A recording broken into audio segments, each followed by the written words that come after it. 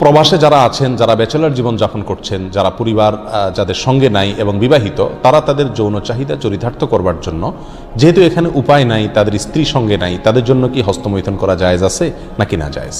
কোরআনে কারীমে আল্লাহ সুবহানাহু ওয়া তাআলা বলেছেন, ওয়াল্লাযীনা হুম লিফুরুজিহিম হাফিজুন ইল্লা আলা আজওয়াজিহিম আও মা মালাকাত আইমানুহুম ফাইন্নাহুম গায়রু মালুমিন ওয়া ফামান ইবতাগা ওয়ারাআ যালিক ফাউলাইকা হুমুল আদুন। তিনটি আয়াত আল্লাহ তাআলা বলেছেন, কৃতদাসী এবং নিজের স্ত্রী, এই দুই শ্রেণী ছাড়া, এই দুটি ক্ষেত্র ছাড়া অন্য কোনো জায়গা যাদের লজ্জাস্থানকে তারা ব্যবহার করে না, সেই সমস্ত লোকেরা সফল মুমিন, তারা সার্থক মুমিন।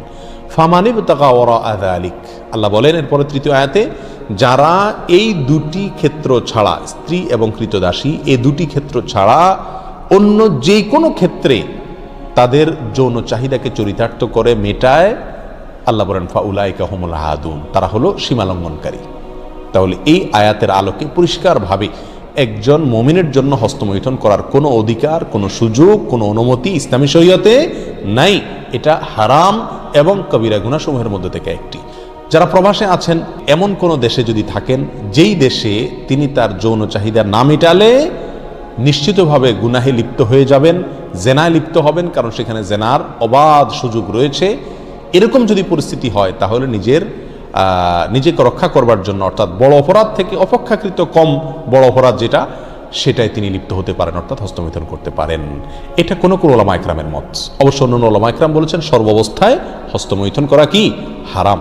এই জন্য প্রবাসে যারা আছেন তাদের উচিত এই অপরাধ থেকে বেঁচে থাকা। বিশেষ করে মধ্যপ্রাচ্যে, আরব দেশে, সৌদি আরব সহ যে সমস্ত দেশে আলহামদুলিল্লাহ আল্লাহ সুবহানাহু ওয়া তাআলা পরিবেশ এখনো পর্যন্ত ভালো রেখেছেন, এখানে মানুষ চাইলেই জেনা করার সুযোগ নাই। অতএব এখানে এই সমস্ত দেশে যারা বসবাস করছেন, তারা এই অজুহাতে হস্তমৈথুন করলে তাদের জন্য জায়েজ হবে না, এটা গুনাহ হবে, আখিরাত নষ্ট হবে, স্বাস্থ্যের জন্য যেহেতু ক্ষতিকর, সেই জন্য এটা শরীয়তে আরও বেশি কঠোরভাবে নিষিদ্ধ।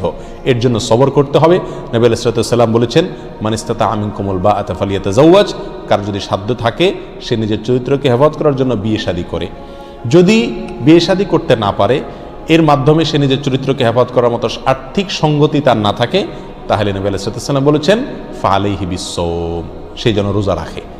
যদি রোজা রাখে তাহলে ইনশাআল্লাহ তার যৌন যে উত্তেজনা আছে সেটা প্রশমিত হবে। কিন্তু কোন অবস্থাতেই হস্তমৈথুনের অনুমতি নাই। শুধুমাত্র কোনো উলামা ইকরাম অনুমতি দিয়েছেন ওই ব্যক্তির জন্য যে ব্যক্তি এমন কোনো পরিবেশে আছে যে পরিবেশে এটা না করলে তার আর নিজের চরিত্রকে রক্ষা করার বা জেনা থেকে বাঁচবার কোনো সুযোগ নাই। আল্লাহ তাআলা আমাদেরকে সবাইকে গুনাহ থেকে বেঁচে থাকার মতো ঈমানি শক্তি নসিব করেন। যদি কেউ এই বদঅভ্যাসে আক্রান্ত হয়ে যায়, তার এই বদঅভ্যাস থেকে মুক্তির একটা অন্যতম উপায় হলো কোনো অবস্থাতে তিনি একাকী থাকবেন না কোথাও। ইনশাআল্লাহ এর মাধ্যমেই আল্লাহ সুবহানাহু ওয়া তাআলা তাকে আশা করা যায় হেফাজত করবেন এবং এই বদঅভ্যাস থেকে তিনি বের হয়ে আসতে পারবেন। আল্লাহ আমাদের সবাইকে হেফাজত করুন।